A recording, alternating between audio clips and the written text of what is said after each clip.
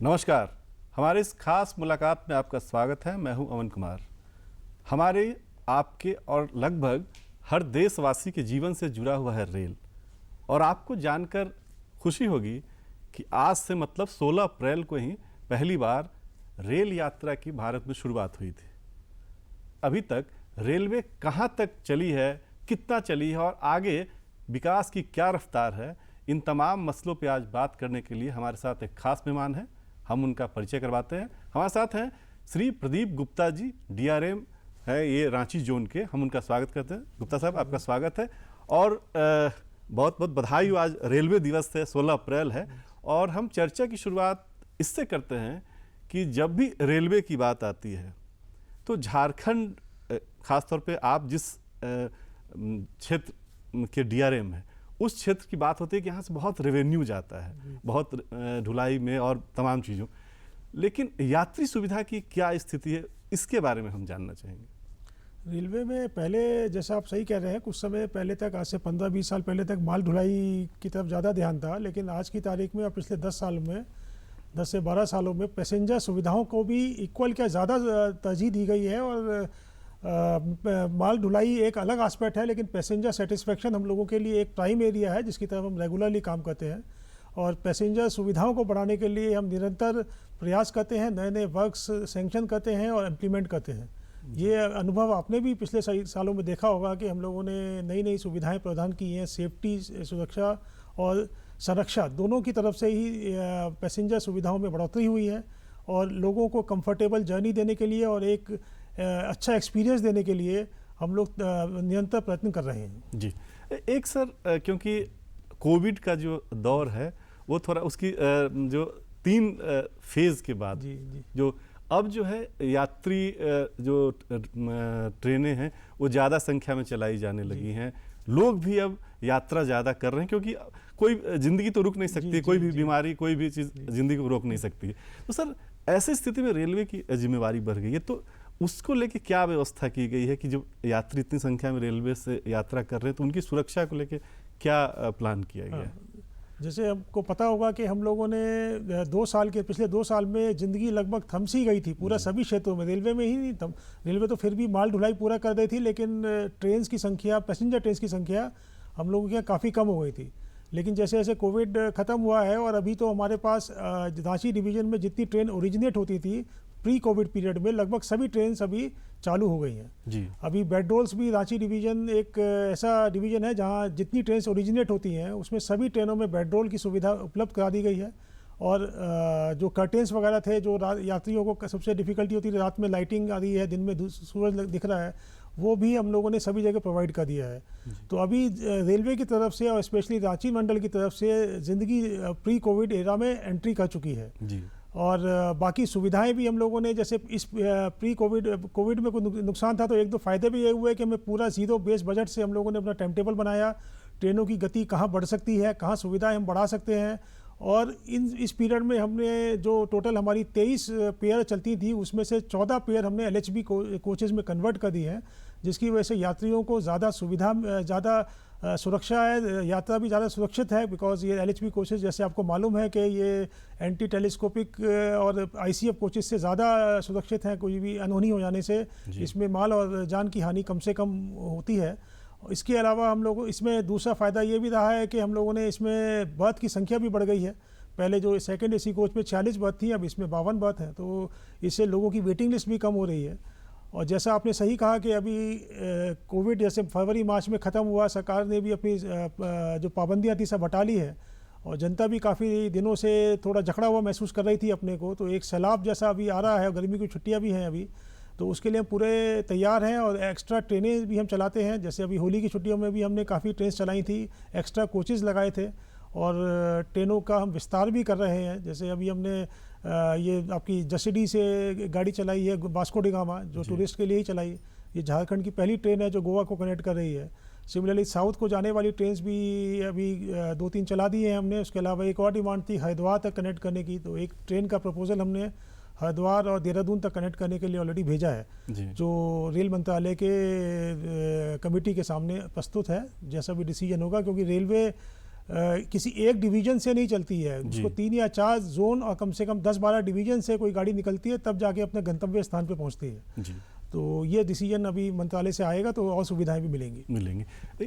यात्री सुरक्षा भी एक बड़ा मसला है, यात्री सुविधा के साथ साथ सुरक्षा भी एक बड़ा मसला है। तो क्या सुरक्षा के मसले पे यात्री पे भी कुछ काम किया जा रहा है? बिल्कुल, सुरक्षा का मसला भी उतना ही इम्पोर्टेंट है हमारे लिए, बिकॉज सुविधा से साथ साथ सुरक्षा नहीं रहेगी तो यात्री कैसे ट्रैवल कर पाएंगे। इसलिए हमने सुरक्षा के मामले में ट्रेन्स में अपना एस्कॉर्ट बढ़ाया है। उनके जैसे हम लोगों के ड्राइवर और गार्ड के लिंक्स रहते हैं, ऐसी आरपीएफ जवानों के भी लिंक्स हमने बनाए हैं। जो अभी जैसे रांची से कोई गाड़ी निकलती है, वो दिल्ली जा रही है वाया गढ़वा रोड होके, तो हमारे जवान उसमें गढ़वा रोड तक जाते हैं और गढ़वा रोड से फिर धनबाद डिवीज़न के जवान उनसे टेक ओवर करके गाड़ी को आगे लेके जाते हैं। तो जिस तरह से ट्रेन में ड्राइवर और गार्ड्स का हमारा लिंक रहता था, अभी हमने आरपीएफ एस्कॉर्ट का भी लिंक इस तरह से बनाया है कि कोई भी गाड़ी रिजर्व्ड गाड़ी, मेल एक्सप्रेस गाड़ी अनएस्कॉर्टेड नहीं जाती है। सभी उसमें नॉट ओनली आरपीएफ के जवान रहते हैं बल्कि महिला आरपीएफ भी उसके अंदर रेगुलरली उनकी परसेंटेज कुछ रहती है, क्योंकि महिला यात्रियों की सुरक्षा भी उतनी ही इंपॉर्टेंट बल्कि ज़्यादा इंपॉर्टेंट है और उन्हीं को कई बार ज़्यादा परेशानी का सामना करना पड़ता था। इसलिए हमने उसके अंदर अभी महिला आरपीएफ की संख्या भी कंपलसरी कर दी है। तो सभी ट्रेन्स में अभी महिला आरपीएफ और महिला आरपीएफ जवान दोनों ही एस्कॉर्ट करके लेके जा रहे हैं। एक जो विराम की स्थिति थी, तो क्या अब जो है वो आपके जोन से जितनी ट्रेनें चलती थी पूरे देश में, वो सारे रिस्टोर कर लिए गए हैं, मतलब और कुछ भविष्य में करेंगे? हमारे जितनी रांची डिवीजन से जितनी ट्रेन ओरिजिनेट होती थी, 23 पेयर ओरिजिनेट होते थे, उसमें से 22 पेयर पूरे रेस्टोर कर दिए गए हैं। केवल एक बनारस की गाड़ी जो चलती थी रांची मंडवाडी, वो बाकी है। उसको भी हमने लखनऊ एक्सटेंड करने का प्रस्ताव मंत्रालय में भेजा हुआ है, क्योंकि लखनऊ ही एक ऐसी राजधानी है एडजेसेंट स्टेट की। झारखंड के जितने एडजेसेंट स्टेट हैं उसमें सभी की कैपिटल अभी रांची से कनेक्टेड है एक्सेप्ट यूपी में का लखनऊ अभी डायरेक्टली कनेक्टेड नहीं है। लोगों को अभी कानपुर उतरना पड़ता है या यहाँ से मुरी जाना पड़ता है, मुरी से फिर नीलांचल एक्सप्रेस पकड़ के लखनऊ जाना पड़ता है।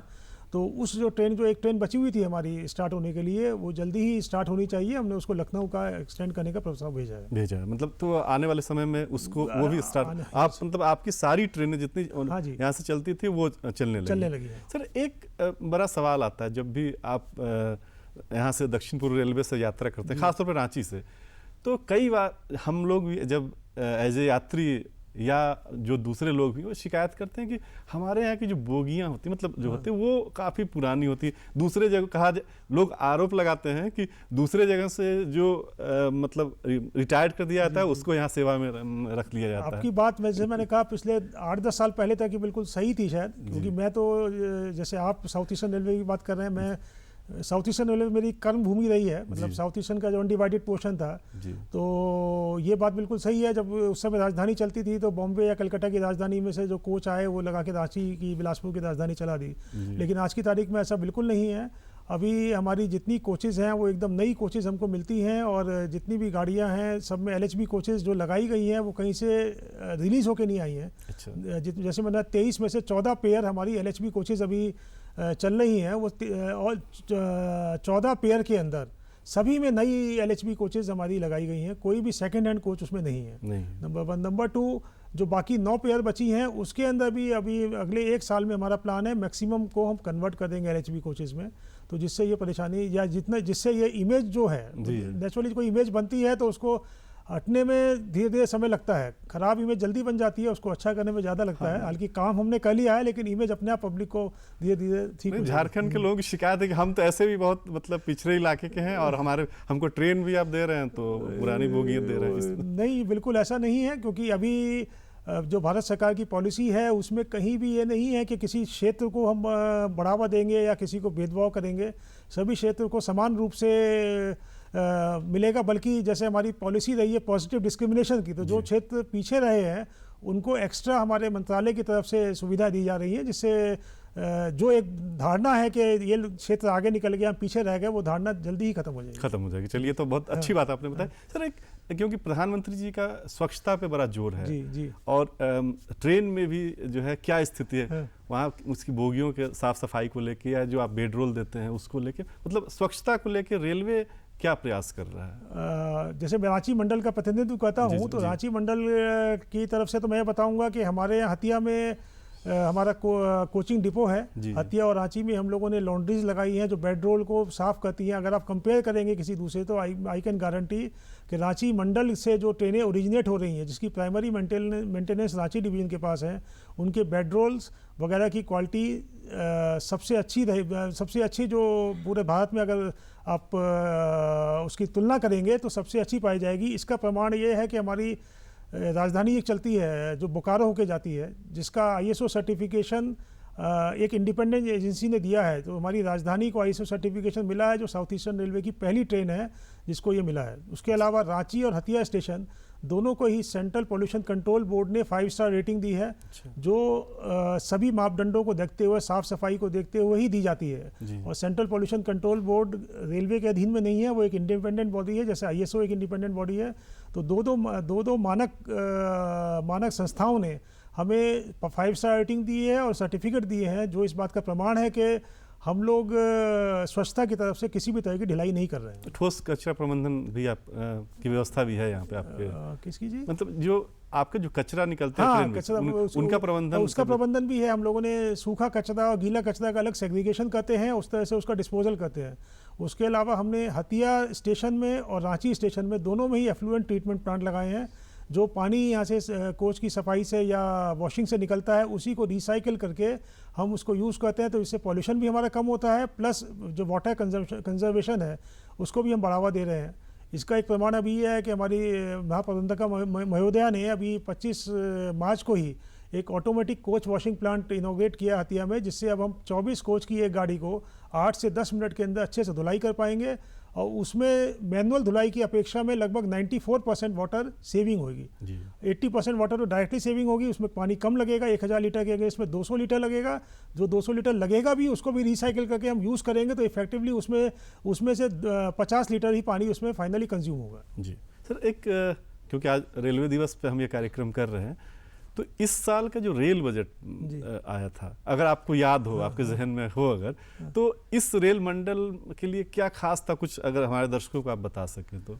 इस रेल मंडल के लिए हम लोगों को जो हमारा हतिया बंडा मुंडा डबलिंग का काम चल रहा है, उसके लिए हमें अलग से फंड दिया गया है। इसको ये हतिया बंडा मुंडा का जो हमारा डबलिंग है, ये एक बहुत ही महत्वपूर्ण है हमारे रेल मंत्रालय के लिए, क्योंकि इसी रूट से हमारी आयरन और बोकारो स्टील प्लांट की सब यहीं से जाती है। लेकिन उसके साथ साथ रांची, क्योंकि कैपिटल सिटी है झारखंड की, तो झारखंड से की कनेक्टिविटी में सबसे इम्पोर्टेंट जिस लाइन का योगदान है वो है रांची से बंडा मुंडा। इसी से हम साउथ बाउंड ट्रेन चला सकते हैं, चलाते हैं। तो हमारी जो मैक्सिमम डिमांड है साउथ साइड की ट्रेन को चलाने के लिए है, बेंगलोर, मद्रास, हैदराबाद। तो ये तभी, इसकी संख्या तभी बढ़ पाएगी जब ये डबलिंग हो पाएगी। इस बात को समझते हुए ही हमारे मंत्रालय ने इसमें गारंटी दिया है कि इस साल कोई भी इसमें पैसे की कमी नहीं हो पाएगी। और साथ साथ जो हमारा स्टेट गवर्नमेंट है, उसका भी पूरा सहयोग हमारे पास है कि जो भी हमारे क्लियरेंसेस रुके हुए थे, फॉरेस्ट क्लियरेंसेस या लैंड एक्विजिशन की जो भी प्रॉब्लम थी, वो सभी बाधाएं अभी दूर कर दी गई हैं। और मैं उम्मीद करता हूँ अगले 2 से 2.5 साल में ये पूरी लाइन बंडा मुंडा तक डबल हो जाएगी और रांची वासियों को साउथ जाने के लिए और गाड़ियों को की संख्या तेज़ी से बढ़ेगी। आगे प्लानिंग है क्या? क्योंकि झारखंड जो है यहाँ पे घूमने बहुत, जिस तरह से आप बात कर रहे थे, गोवा के लिए आपने एक ट्रेन जो है शुरुआत की है, उसी तरह जो है रांची में लोग घूमने बहुत लोग आते हैं। साउथ से भी आते हैं, नॉर्थ से भी आते हैं, यूपी से भी आते हैं, मतलब सब जगह से आते हैं। तो क्या कुछ प्लानिंग है क्या, या आपने कुछ डिमांड किया है क्या कि और भी ट्रेन बढ़ाई? रांची हिस्टोरिकली एक समर कैपिटल बिहार का रहा है और पठार क्षेत्र में है, छोटा नागपुर पठार के टॉप में है ये। तो ये हमेशा गर्मी, प्लीजेंट मौसम रहा है और एक यहाँ पे टूरिस्ट स्पॉट हमेशा से ही रहे हैं। यहाँ के झरने पूरे देश में प्रसिद्ध हैं। तो टूरिस्ट को बढ़ावा देने के लिए हम लोगों ने जितनी भी पैसेंजर ट्रेन चलती हैं, सभी का स्टॉपेजेस यहाँ के जो 2 मेन वाटरफॉल्स हैं, जोना और गौतम धारा, दोनों में ही वहाँ पे हम लोगों ने अपना स्टॉपेजेस सभी पैसेंजर ट्रेन का किया है, जिससे कोई भी यात्री अगर वाया ट्रेन जाते हैं तो उनको भी वो सुविधा मिल सके। जी, वो आपने किया हाँ। है। और इसके अलावा मतलब कोई नई ट्रेन जो है उसकी मैं बात कर रहा हूँ। नई ट्रेन जैसे अभी मैंने बताया कि अभी पिछले 3-4 महीने में एक गाड़ी तो हमने चलाई है अप टू दुर्ग, हथिया से दुर्ग, जी जो छत्तीसगढ़ बिल्कुल कल्चरली झारखंड से मिलता जुलता है, उसी तरह से खनिज संपदा में वैसे ही जी उनकी वो भी उसी तरीके से रिच है जैसे झारखंड है। तो ये दोनों ही कैपिटल रायपुर और रांची दोनों ही कनेक्टेड नहीं थी।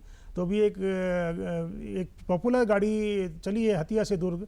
साथ साथ अभी जैसे मैंने बताया दूसरा स्टेट जो बचा हुआ था वो लखनऊ यूपी बचा हुआ था, इसका कनेक्टिविटी नहीं है। तो भगवान ने चाहा तो इस साल में उसका भी कनेक्शन डायरेक्ट हो जाएगा। इसके अलावा हरिद्वार और देहरादून जाने के लिए भी लोगों की काफ़ी डिमांड आती थी, तो उसके लिए भी हमने गाड़ी प्रपोज की है।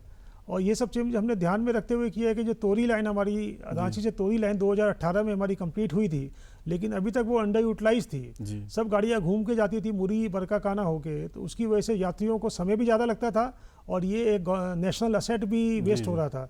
तो अभी रेलवे बोर्ड का जो पॉलिसी है वो ये है कि शॉर्टेस्ट रूट से गाड़ी चलाई जाए, जिससे कम रेक में सेम रेक में, जैसे अभी जो बनारस तक जो गाड़ी जाती थी उसको लखनऊ तक लेके जाएंगे, तो हम तोरी से लेके जाएंगे तो सेम रेक में बिना रेक एडिशन किए हुए हमें लखनऊ पहुंचा देगी गाड़ी। तो ये पॉलिसी को ध्यान में रखते हुए हम नॉर्थ बाउंड जितनी ट्रेनें हैं वो, क्योंकि इसमें तोरी लाइन में हमारी कैपेसिटी भी अवेलेबल है, तो हम ज़्यादातर ट्राई कर रहे हैं कि जो नई ट्रेन चलाएं नॉर्थ साइड की वो वाया लोहरदगा तोरी होके चलाएं।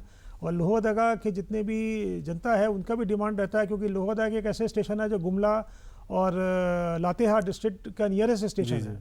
सिमडेगा गुमला, और इसमें अभी भी कनेक्टिविटी रेल की इतनी अच्छी नहीं है, तो लोहरदगा ही उनके नियरेस्ट स्टेशन पड़ता है। तो इसलिए इसी रूट में हम जितनी नॉर्थ की ट्रेन चला रहे हैं वो इसी के लिए चला रहे हैं जी। सर, एक फ्रेट कॉरिडोर की बात, जब भी रेलवे की बात होती है विस्तारीकरण, तो फ्रेट कॉरिडोर की बात होती है, तो आपके रेल मंडल से जो गुजर रही है उसका उसकी जो लंबाई है उसकी क्या प्रोग्रेस है? फ्रेट कॉरिडोर एक्चुअली अभी 2 फ्रेट कॉरिडोर प्रोग्रेस में है। एक तो जवाहरलाल नेहरू पोर्ट ट्रस्ट से लेके और लुधियाना तक है, वेस्टर्न कॉरिडोर जिसको बोलते हैं, और दूसरा है दानकुनी से लेके अपना सोननगर होते हुए दादरी होते हुए दादरी में मिलता है, वो ईस्ट फ्रेट कॉरिडोर। ये दोनों तो जल्दी ही कंप्लीट होने वाले हैं। उसके अलावा 2 और कॉरिडोर जो निकट भविष्य में आने की संभावना है वो है ईस्ट कोस्ट कॉरिडोर जो हमारा खड़गपुर से लेके और विजयवाड़ा तक जाएगा, और दूसरा है हमारा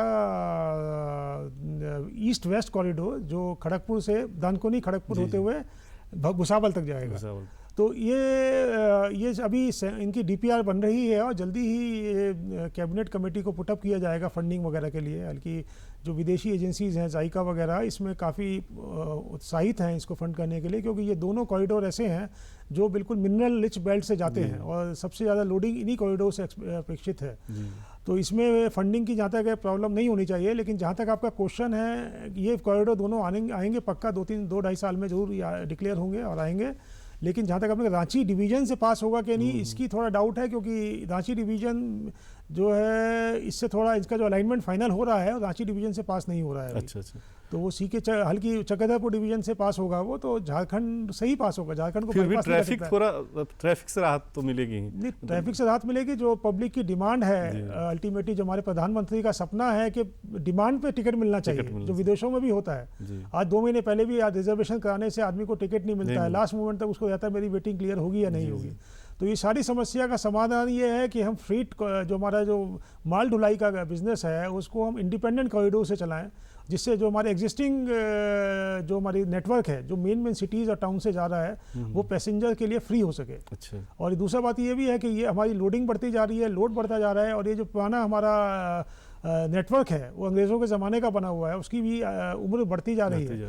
तो जब तक उसमें लोड कम नहीं होगा तो नई ट्रेनें उसमें मतलब सेफ्टी के हिसाब से भी ठीक नहीं है, प्लस वो इतना ज़्यादा कंजेशन है कि कंजेशन को जब तक हम ख़त्म नहीं करेंगे तो नई ट्रेन चल नहीं सकती। तो ये जो फ्रीट कॉरिडोर है इसमें इस तरफ एक मील का पत्थर साबित होंगे। हमारा मेन जो माल ढुलाई है फ्रीट कॉरिडोर से जाएगा, और जो हमारे एग्जिस्टिंग नेटवर्क्स जो ऑलरेडी वेल कनेक्टेड है through existing capitals and major cities, उससे अपनी पैसेंजर सर्विसेज चलेंगी। तो मतलब कुल मिला के अगर माना जाए तो दक्षिण पूर्व रेलवे जो है यात्री सुविधा, सुरक्षा, स्वच्छता, इन तमाम चीज़ों में मतलब बेहतर काम कर रहा है, अव्वल काम कर रहा है। तो रेवेन्यू के मामले में भी इसकी स्थिति थोड़ा बता देते हैं। रेवेन्यू जैसे साउथ ईस्टर्न रेलवे अभी हमारा माल ढुलाई के अंदर तीसरे नंबर पे आया है पूरे देश, इस पूरे 21-22 में। पहले नंबर पे ईस्ट कोस्ट रहा, दूसरे पे SECR हमारा बिलासपुर। हालांकि ये दोनों जोन भी अनडिवाइडेड साउथ ईस्टर्न के ही पार्ट हैं। साउथ ईस्टर्न पहले 2003 से पहले कंबाइंड था, तो उसको BNR बोला जाता है, बंगाल नागपुर रेलवे। और यही ट्राइफर्केट होके SECR, ईस्ट कोस्ट और साउथ ईस्टर्न बना। तो तीनों ही रेलवे अभी भी टॉप पे हैं देश में सबसे माल ढुलाई के क्षेत्र में। लेकिन उससे ज़्यादा इम्पोर्टेंट ये है कि पैसेंजर जब अनडिवाइडेड साउथ ईस्टर्न था, तो उस समय जो एक आक्षेप लगाया जाता था साउथ ईस्टर्न पे कि माल ढुलाई पे ही ध्यान देते हैं, ये पैसेंजर सुविधा पे ध्यान नहीं देते।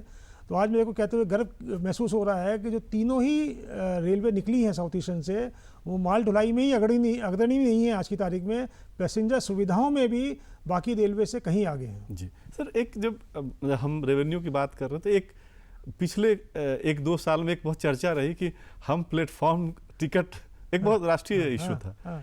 तो क्या आपके रीजन में भी ये मतलब आपने बढ़ाया था और क्या वो वापस हो गया? या अगर आपने बढ़ाया तो यात्री सुविधा भी बढ़ी? नहीं, वो बढ़ाने का कारण दूसरा था। उस समय बढ़ाने का कारण यात्री सुविधा से उसका कोई कनेक्शन नहीं था, क्योंकि कोविड आ गया था। तो ये था कि पैसेंजर ट्रेनें वैसे ही कम हो गई थी और हमें सोशल डिस्टेंसिंग रखने के लिए बोला जा रहा था। तो एक स्ट्रेटेजी हम लोगों ने ये निकाली थी कि पैसेंजर कम से कम प्लेटफॉर्म पे आए। रेलवे क्षेत्र में जिसको जाना है ट्रेन से, केवल वही एंट्री करे। इसको इम्प्लीमेंट करने के लिए हमने थोड़ा रेट उसका बढ़ाया था। और जैसे ही कोविड अभी खत्म हो गया है, तो हमने जो पुराने रेट पे, आज की तारीख में भी प्लेटफॉर्म पुराने रेट पे ही मिल रहा है जी। और यात्री सुविधाएं भी हाल के वर्षों में मैं देख रहा था कि कुर्सियां लगी हुई हैं प्लेटफॉर्म पे, मतलब कुछ बढ़ी हैं लगता है। कुर्सियां बढ़ाई हैं हमने, सीटिंग बेंचेस भी बढ़ाई हैं, वाटर बूथ्स बढ़ाए हैं, प्लस हमने अपना केटरिंग स्टॉल भी बढ़ाए हैं, अभी और बढ़ा भी रहे हैं। हालांकि 2 साल के गैप की वजह से चीज़ें थोड़ी शिथिल पड़ गई थी। अब ये 31 मार्च से पूरा जो government ministry of home affairs ने जो रिस्ट्रिक्शंस हटाई हैं, तो हमारे ऑफिसर्स और अधिकारी और सभी स्टाफ मिलजुल के काम कर रहे हैं कि जो 2 साल का बैकलॉग इकट्ठा हो गया है। क्योंकि उस समय 2 साल में तो एक अनिश्चितता की स्थिति भी थी ना, कि कब खत्म होगा, कब होगा, नहीं होगा। तो इसीलिए कोई काम सभी एक रुके पड़े थे। तो तेज़ी से वो आगे बढ़ रहे हैं। तो जल्दी से आप देखेंगे कि अब जल्दी ही नई नई सुविधाएं आपको मिलेंगी रांची और हथिया स्टेशन पे।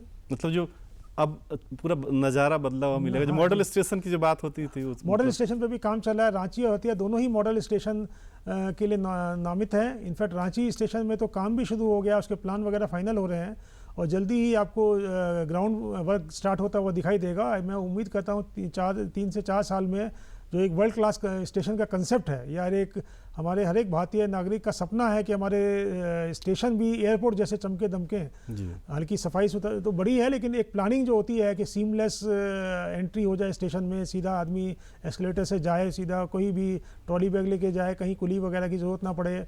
तो वो सब चीज़ें अभी मेरे को लगता है 3-4 साल में आप रांची स्टेशन का उन्नयन उसी स्थिति में देखेंगे। देखो एक सर, रेल आपकी जो जोन की बात होती है, तो यात्री सुविधा, रेलवे सुरक्षा, ये सब तमाम चीज़ों के अलावा भी एक चीज़ है जिसकी वजह से आप चर्चा में रहते हैं, वो है कि आपको हॉकी की नर्सरी भी कहा जाता है। कि आप जो है खिलाड़ियों की बहुत मदद करते हैं। अभी क्या स्थिति है? नहीं, ये तो रेलवे की शुरू से ही पॉलिसी रही है। रेलवे में हमेशा खिलाड़ियों को प्रोत्साहन के लिए नीतियाँ बनाई हैं।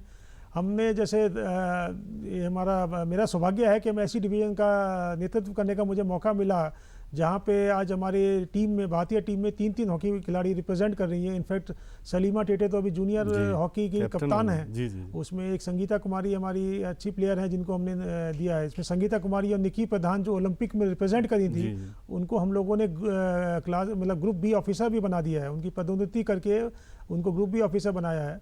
उसके अलावा हमने पिछले साल 21-22 में टोटल 6 खिलाड़ियों को हमने रेलवे की सर्विस प्रोवाइड की है, जिसमें से 3 महिला हॉकी की थी, 2 जो है पुरुष हॉकी और 1 पुरुष क्रिकेट खिलाड़ी था। तो हम खिलाड़ियों को प्रोत्साहन देने के लिए किसी भी तरह से पीछे नहीं रहते हैं। नॉट ओनली उनको एम्प्लॉयमेंट देके हम उनको सिक्योरिटी देते हैं, बल्कि उनको प्रैक्टिस करने का समय पूरा देते हैं, जिससे वो देश को रिप्रेजेंट करें और देश का नाम रोशन करें। जी सर, हम कार्यक्रम खत्म करने से पहले एक अंतिम सवाल ये होगा कि आज़ादी का अमृत महोत्सव हम मना रहे हैं, जी। उसको लेके कोई आपके जोन में कोई विशेष कार्यक्रम में? नहीं, विशेष कार्यक्रम पूरे साल में हमारे चले हैं और जब तक ये महोत्सव चलेगा चलते रहेंगे। ये कल्चरल प्रोग्राम के तौर पे थीम रन हम ऑर्गेनाइज करते हैं, नुक्कड़ नाटक करते हैं, प्लस डिफरेंट टाइप की ड्राइव्स हम चलाते हैं। जैसे अभी हम लोगों ने स्मोकिंग की ड्राइव चलाई हुई थी। स्मोकिंग करने वालों को समझा रहे थे, नहीं मानते थे तो उनको फाइन भी किया था, क्योंकि ट्रेन के अंदर फायर का जो एक मेजर कारण होता है वो स्मोकिंग या धूम्रपान की वजह से ही वो विकराल रूप धारण करता है। अभी हम एक सिमिलरली एक ड्राइव और चला रहे हैं, अलार्म चेन पुलिंग के यात्रियों को हम बताना चाह रहे हैं कि किसी भी चीज़ की ज़रूरत है तो तभी यूज़ करें उसको, किसी फंड के लिए या किसी छोटी मोटी चीज़ के लिए, क्योंकि उससे बड़ी से बड़ी दुर्घटना घट सकती है। तो जो आज़ादी का महोत्सव के लिए जो आज़ादी की थीम को हम रेलवे सुरक्षा और संरक्षा के साथ मिला के हम चला रहे हैं, जिससे लोगों में मैसेज जाए कि एज अ जिम्मेदार नागरिक उनकी क्या ड्यूटीज़ हैं जो रेलवे में सफ़र करते समय उनको निभानी चाहिए। बहुत बहुत धन्यवाद सर, आपने बहुत अच्छी जानकारियां दी जिससे हमारे दर्शकों को उम्मीद है फ़ायदा होगा, और आने वाले समय के लिए आपको बहुत बहुत शुभकामनाएं कि दक्षिण पूर्व रेलवे यात्री सुविधा के क्षेत्र में, यात्री सुरक्षा के क्षेत्र में और रेवेन्यू के क्षेत्र में खूब प्रगति करे। आज के कार्यक्रम में बस इतना ही। अगले सप्ताह फिर किसी दूसरे मुद्दे पर हम चर्चा करेंगे। तब तक के लिए पूरी टीम को आज्ञा दीजिए। नमस्कार।